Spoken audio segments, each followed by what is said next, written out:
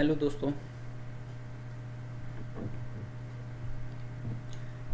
कैसे हो आप लोग। उम्मीद है आप लोगों को स्क्रीन साफ दिखाई दे रही होगी।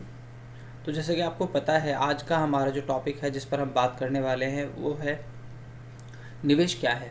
What is an investment. तो आज निवेश के बारे में बात करेंगे। निवेश के बारे में बहुत बातें होती हैं, लोग बहुत सारे सोचते हैं कि निवेश ये होता है, निवेश वो होता है, निवेश ये होता है, निवेश वो होता है। लेकिन असल में निवेश क्या होता है उसके बारे में आज हम देखने वाले हैं कि निवेश है क्या, निवेश कैसे करना चाहिए और निवेश क्यों करना चाहिए। तो सबसे पहली बात, इन्वेस्टमेंट क्या है, एक तरह का एसेट है। ठीक है, यानी एक तरह की संपत्ति है जो कि हम बनाते हैं। क्यों बनाते हैं? ताकि और पैसा बना सकें। ठीक है, वेल्थ जनरेट कर सकें, ताकि हमारे जो लाइफ के गोल्स हैं उनको हम पा सकें। ये होता क्या है, यानी हम अपने पैसे को इस तरह से इन्वेस्ट करते हैं, कहीं ऐसी जगह लगाते हैं जिससे कुछ बनाएं, और वो बनाएं इसलिए ताकि हमें कुछ पैसा मिल सके। क्या बना सकते हैं हम इसमें, वो हम देखेंगे कि क्या बनाना होता है। क्या वाकई में जो बनाने की बात आ रही है वो सिर्फ बनाना होता है, या कुछ बिना बनाए भी हम पैसे को कहीं पर लगा सकते हैं जिससे कि हम कुछ कमा सकें। सबसे पहली बात कि हमारा ऑब्जेक्टिव क्या है, क्यों, क्या वजह है कि हम लोग निवेश करना चाहते हैं। इसमें सबसे पहली वजह तो यही है कि हम अपने पैसे को सेव कर सकें, बचा सकें, ताकि जो इन्फ्लेशन है, महंगाई जो है, वो रुपए की वैल्यू को हमारे कम ना कर दे। क्योंकि हम सबको पता है कि अगर हम पैसे को निवेश नहीं करते, बजाय घर में रखते हैं, तो अगर 100 रुपये मैंने आज अपने घर में रखा है तो अगले साल उसकी जो वैल्यू है वो 100 रुपये नहीं रहेगी। क्यों? क्योंकि महंगाई बढ़ चुकी होगी। आज जो 100 रुपये का नोट जितना सामान खरीद पाएगा वो अगले साल नहीं खरीद पाएगा। जाहिर सी बात है, वो 100 रुपये की वैल्यू अब उतनी नहीं रहेगी। तो इन महंगाई जो है मेरे मनी पावर को कम कर देगी। इससे बचने के लिए मैं उसको निवेश करना पसंद करता हूँ, इन्वेस्ट करना पसंद करता हूँ, ताकि वो पैसा मेरे घर में फालतू या बेकार ना पड़ा रहे, किसी काम पर लगे और मुझे कमा कर दे। दूसरा सबसे इम्पॉर्टेंट चीज़ है और जो सबको करना चाहिए, बहुत से लोग भूल जाते हैं इसको करना, ख़ास तौर से जब वो कमा रहे होते हैं। वो क्या है? टू सेव फॉर रिटायरमेंट, यानी अपने रिटायरमेंट के लिए बचाना। सोच के चलिए, आज आपकी उम्र 30 साल है और आप 50 साल, 55 साल, 60 साल, इससे ज़्यादा काम नहीं कर पाएंगे। बहुत ज़्यादा सेहत आपकी अच्छी रही तो 62 साल, 65 साल काम कर लेंगे। उसके बाद क्या? आज हम जितना कमाते हैं, मान को चलो कोई व्यक्ति 50,000 रुपये कमाता है, तो 50,000 रुपये में रिटायरमेंट के बाद में उसको वो कम पड़ने वाला है, क्योंकि रिटायरमेंट के बाद 50,000 तो मिलेगा नहीं। अगर हम आधा मान लें या 30,000 रुपये में मान लें तो क्या होगा? आज जो खर्चे हमारे 50,000 में पूरे नहीं होते, वो उस समय जो 30, 35, 40,000 रुपये होगा। जाहिर सी बात है, अगर मैं 20 साल बाद रिटायरमेंट लेने वाला हूँ तो 20 साल बाद जो 50,000 की वैल्यू है वो 50,000 की नहीं रहेगी।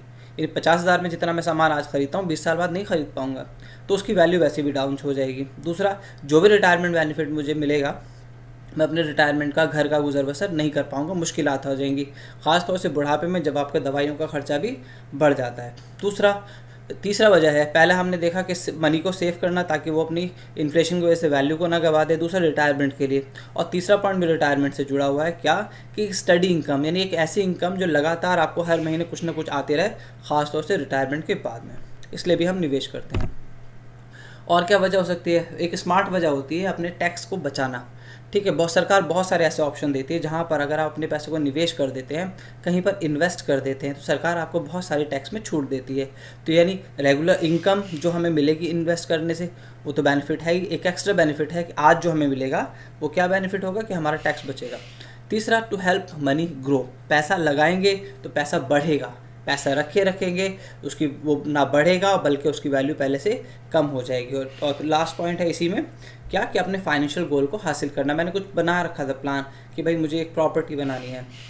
जाहिर सी बात है, आज मेरे पास उतने पैसे नहीं हैं और वो प्रॉपर्टी महंगी है, तो मैं क्या करता हूँ, धीरे धीरे उस पैसे को कहीं निवेश करता हूँ, ताकि कुछ पैसा इकट्ठा भी हो जाए और जो इकट्ठा करा पैसा है उस पर कुछ अर्निंग भी मुझे मिल जाए, जिसकी वजह से मैं वो जो मैंने गोल बनाया था उसको अचीव कर सकूँ। जैसे कि फ्लैट का गोल हो सकता है ना। तो ये भी मेरा एक एक्स्ट्रा बेनिफिट है जिसकी वजह से मैं निवेश करना पसंद करूँगा। और क्या हो सकता है? शॉर्टेज इनकम, कि भाई हमारी इनकम बहुत शॉर्टेज है।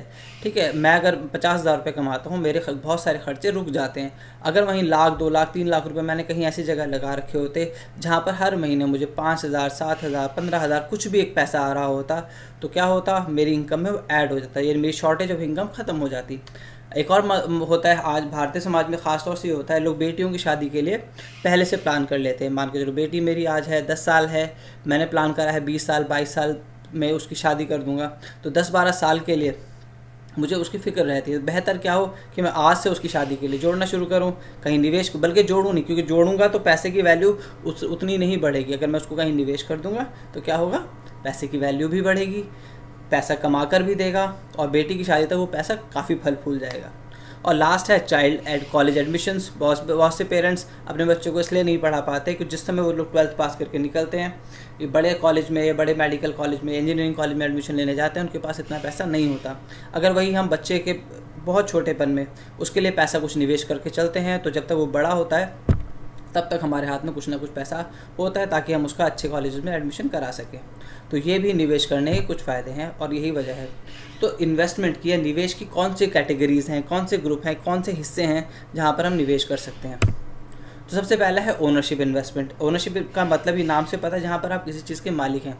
जैसे लैंड प्रॉपर्टी, आपने कोई ज़मीन खरीद ली है, कोई फ्लैट ख़रीद लिया है, ठीक है, तो आप आज उसमें निवेश कर दिए, मान के 10 लाख रुपए, 15 लाख रुपए, 20 लाख रुपए, 30 लाख रुपए आपके पास थे, आपने एक फ़्लैट ले लिया, और आप उसके बाद में धीरे धीरे वो क्या करेगा, दो तरह से कमा कर देगा। पहला, अगर आप खुद उसमें नहीं रहते, रेंटल इनकम आपको देगा अगर फ्लैट है आपके पास में। और दूसरा, जब वो आप उसको बेचने के लिए जाएंगे 5 साल, 10 साल, 15 साल के बाद में, तो उसकी वैल्यू भी बढ़ चुकी होगी। तो ये एक ओनरशिप इन्वेस्टमेंट का एग्जांपल है। दूसरा है स्टॉक्स। जी हाँ, शेयर्स के बारे में बात कर रहा हूँ मैं। अगर आप किसी किस्म के शेयर्स ख़रीद लेते हैं, तो वो शेयर्स भी अगर आपको लंबे समय तक आप उसको होल्ड करके रखते हैं, तो वो भी आपको बढ़ोतरी ही देंगे। यानी आपका जो पैसा लगा है वो तो आपको मिलेगा ही, साथ साथ जो कुछ ना कुछ आपको बढ़कर ज़रूर मिलेगा। और कुछ ना कुछ क्या, अगर आप इन्वेस्टमेंट की समझ रखते होंगे, इस तरह के शेयर्स में आप इन्वेस्ट करेंगे, जिससे कि रिटर्न आपको बहुत बेहतर मिले। तीसरा होता है गोल्ड और सिल्वर। गोल्ड, अगर आप देखोगे पिछले 3 साल में गोल्ड की कीमत बहुत ज़्यादा बढ़ चुकी है।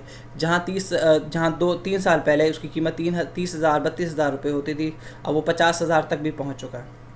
तो गोल्ड भी एक बेहतर ऑप्शन है, जो कि ओनरशिप इन्वेस्टमेंट में आता है, जहाँ पर लोग पैसे को निवेश करते हैं। अगला है लैंडिंग इन्वेस्टमेंट, यानी उधार देना। यानी आप अपने पैसे को किसी को दे देते हैं, ताकि बदले में आपको ब्याज के रूप में कोई ना कोई इनकम जो है वो होती रहे।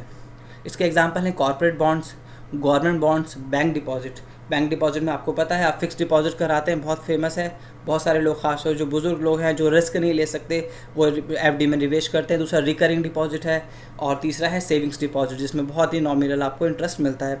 तो लैंडिंग, यानी आप बैंकों को अपने पास अपना पैसा उधार देते हैं, बैंक बदले में आपको उस पर ब्याज चुकाता है। अगला है कैश इक्विवेलेंट, या फिर लिक्विड एसेट भी इसको कहा जाता है। इसमें आपको इनकम बहुत कम होती है, लेकिन सेफ़ इन्वेस्टमेंट है। ये उन लोगों के लिए है जो बिल्कुल रिस्क लेना नहीं चाहते, उम्र बिल्कुल ढलान पर आ चुकी है। अगर वो रिस्क लेंगे खुद, किसी वजह से अगर उनका इन्वेस्टमेंट डूब गया, तो वो झेल नहीं पाएंगे, उनके लिए बेहतर है। इसका एग्जांपल है bankers acceptance, treasury bills, repurchase agreement, certificate of deposits and commercial papers. तो इनमें अगर आप निवेश करेंगे तो आपको बेशक इन्वेस्टमेंट रिटर्न जो है वो थोड़ी कम होगी, लेकिन बहुत ही सेफ़ इन्वेस्टमेंट आपकी होगी इसके अंदर।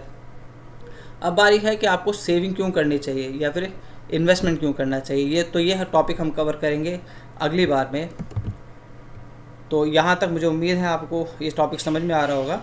हमें निवेश क्या है, आप अपना पैसा इस तरह से लगाते हैं ताकि वो पैसा आपको कुछ बढ़ा कर दे सके। जैसे आपने मकान ख़रीदा, मकान ख़रीदने के बाद में उसकी वैल्यू बढ़ती है, और वैल्यू बढ़ने के बाद में आप उसको बेचते हैं तो आपको इनकम होती है। दूसरा, आपने एफडी करा दी, एफडी कराने के बाद में जो आपको इनकम होती है ब्याज के तौर पे, वो भी एक तरह का निवेश है। दूसरा, आपने कोई दुकान ख़रीदी, दुकान में आप माल डालते हैं, वो भी एक तरह का आपका निवेश है, जो कि आपको बढ़ा कर देता है। उम्मीद है आपको टॉपिक समझ में आया है। अगर आपको ये टॉपिक सब पसंद आया है तो आप इसको लाइक कीजिए और चैनल को सब्सक्राइब करना ना भूलिए। मिलते हैं अगली वीडियो में। शुक्रिया।